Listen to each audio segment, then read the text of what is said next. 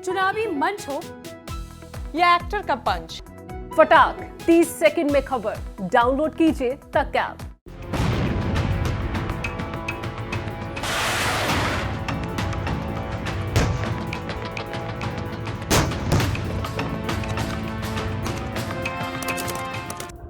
रूस और यूक्रेन के बीच जंग 4 दिनों से जारी है। यूक्रेन में भीषण लड़ाई चल रही है। रूसी सेना धीरे धीरे राजधानी कीव की तरफ बढ़ रही है। रूसी फौजों ने कीव की घेराबंदी कर ली है।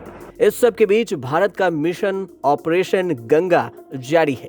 यूक्रेन में फंसे 250 और छात्रों की वतन वापसी हुई है।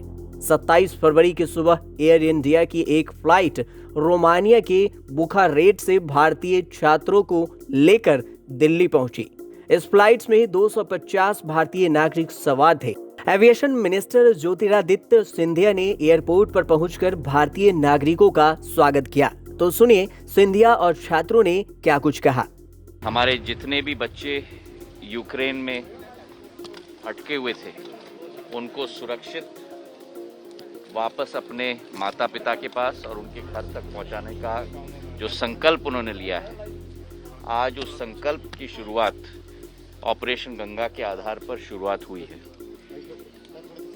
आज रात को एक फ्लाइट बुखारेस्ट से मुंबई उतरी थी और दूसरी फ्लाइट आज 3:30 बजे सुबह दिल्ली उतरी है। कल 2 फ्लाइट आ रहे हैं, एक बुडापेस्ट हंगरी से आ रही है और एक बुखारेस्ट रोमानिया से आ रही है और ये सफ़र निरंतर जारी रहेगा। भारत आके मुझे बहुत खुशी हो रही है क्योंकि वहाँ सिचुएशन काफ़ी ख़राब हो गया, काफ़ी पैनिक वाला था और हम लोग काफ़ी डरे हुए थे। डरे एक तो हमारे फिर हमारा जो सिटी था वो रोमानिया के नज़दीक था, तो वहाँ भी काफ़ी ट्रैफिक भी लग रही थी। तो हम लोग रात भर पैदल चले हैं, रात भर बॉर्डर पे रुके हैं ऐसे ही, तो हम लोग बहुत डरे हुए थे। सिचुएशन यूक्रेन का बहुत वर्स्ट है और सब पैनिक है बहुत ज़्यादा। बहुत सारे दोस्त हैं हमारे जो बंकर में रह रहे हैं। प्रधानमंत्री श्री नरेंद्र मोदी जी का तहे दिल से शुक्रगुजार हूँ और उनकी कार्यशैली से काफ़ी खुश हूँ। जिस तरह से बच्चों को इस यहाँ पर सेफ लेकर के आए हैं और रास्ते में इतना अच्छा ट्रीट किया गया उनको हर जगह पर टाइम टू टाइम, जिसका मैं मतलब शब्दों में बयान नहीं कर सकता। इससे पहले 26 फरवरी को एयर इंडिया की एक और फ्लाइट बुखारेस्ट से यात्रियों को लेकर मुंबई पहुंची थी। मुंबई एयरपोर्ट पर केंद्रीय मंत्री पीयूष गोयल ने छात्रों से हालचाल जाना था। इंडियन एम्बेसी का शुक्रिया अदा करना चाहते हैं कि इस मुश्किल वक्त में हमें यहाँ से अपने वतन ले जा रही है। हम बहुत ज़्यादा घबराए हुए थे वहाँ पे और हम यहाँ आके बहुत ज़्यादा खुश हैं और अब स्ट्रेस जो बिल्कुल फील था, बहुत अच्छा महसूस हुआ। लेकिन तमाम भारतीय हैं जो अभी भी वतन तो नहीं पहुंच सके हैं, लेकिन यूक्रेन से सटे मुल्कों में पनाह की तलाश में हैं। मीडिया में कुछ लोगों से संवाददाता ने बातचीत की जो माइनस डिग्री में यूक्रेन से आने वाले अपने दोस्तों का इंतजार करते दिखे। हमको पूरा अभी तक खबर नहीं है कि क्यों इनको इतना टाइम लग रहा है। वहाँ पे इंडियंस भी हैं, तकरीबन एक पर्टिकुलर पार्टी 200 स्टूडेंट्स की जो पूरा दिन वहाँ पे खड़ी हुई है और उनको एक्सेस नहीं मिल रहा। काफ़ी और देशों से लोग आ चुके हैं, पाकिस्तान, बांग्लादेश, ढेरों से रेफ्यूजीज पूरे दिन आ चुके हैं अपने बच्चों के साथ, फैमिलीज के साथ। लेकिन अभी भी यूक्रेन साइड, यूक्रेन बॉर्डर पे बहुत ज़्यादा भीड़ अभी भी लगी हुई है। हम दोनों बरेली उत्तर प्रदेश इंडिया से हैं और जो हमारे एरिया के कुछ स्टूडेंट्स हैं वो MBBS वगैरह कर रहे हैं यूक्रेन में, तो वो लोग आ रहे हैं। बट अभी वो यूक्रेन वाली साइड पे स्टक है क्योंकि उनको एंट्री नहीं मिल रही है पोलैंड में। वो डेस्परेटली वेट करें कि जल्दी से जल्दी वो पोलैंड में आए और वो एक्सपेक्ट कर रहे हैं कि इंडियन गवर्नमेंट कुछ उनके लिए नेसेसरी अरेंजमेंट्स करें, उनके लिए जल्दी से जल्दी फ्लाइट्स अरेंज हो ताकि वो इंडिया जा पाए, क्योंकि उनकी फैमिली और रिलेटिव्स काफ़ी ज़्यादा वरीड है उनके लिए। Indo poly chambers of commerce के डायरेक्टर चंद्रमोहन नल्लू के मुताबिक केरल के करीब 377 लोग यूक्रेन में फंसे हुए हैं। पोलैंड में सारा बंदोबस्त कर नल्लू उनका इंतजार करते दिखे।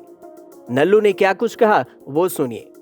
केरला 377 लोग वहाँ पे पड़ा है। They were basically let out 30 kilometres off this border. वहाँ से 6 घंटे लेगा उसको आने तक यहाँ पे, और they been standing there for past 13 hours. न खाना न पीना। उत्तर प्रदेश के चंदौली के रहने वाले 2 चचेरे भाई भी यूक्रेन में फंसे हुए हैं। इनमें से एक का नाम अदनान है और दूसरा का नाम शाकिब है। अदनान के साथ गुजरात के रहने वाले अल्फाज भी यूक्रेन में फंसे हुए हैं। यूक्रेन से भारत आने के लिए भारत सरकार से गुहार लगा रहे हैं।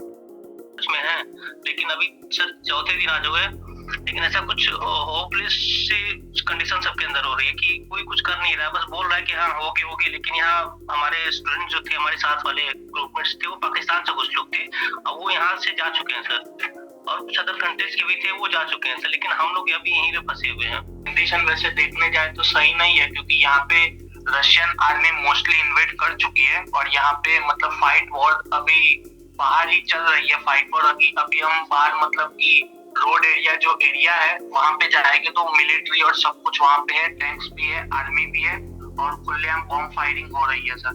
तो कंडीशन तो अभी ठीक नहीं है, सब कुछ पैनिक सा कंडीशन है यहाँ पे। इंडियन गवर्नमेंट से सर हम यही डिमांड करेंगे कि बस हमें यहाँ से जल्द हो सके इवैक्यूएशन करवा दे और हमारा मतलब घर पे हम अपनी फैमिली के साथ सही सलामत चले जाए, वही बस हमारे लिए बहुत है। हम इंडियन गवर्नमेंट से बस यही चाहते हैं कि यहाँ जितने भी स्टूडेंट जो स्टक है, यहाँ पे जो फंसे हुए यहाँ पे जितने भी स्टूडेंट, वो सब इंडिया सही सलामत अपने फैमिली के पास चले जाए, वही बहुत है। रूस से जंग के बीच 1,20,000 नागरिक भी देश छोड़ चुके हैं। यूएन रेफ्यूजी के मुताबिक ये लोग यूक्रेन के पड़ोसी मुल्कों में पनाह लिए हैं। हंगरी बॉर्डर पर भी अपने परिजनों से मिलता हुआ एक मार्मिक दृश्य दिखा। लेकिन सवाल ये कि रूस और यूक्रेन के बीच छिड़ी इस जंग के इस वर्चस्व का खामियाजा जनता आखिर कब तक भुगतेगी? ब्यूरो रिपोर्ट, न्यूज तक।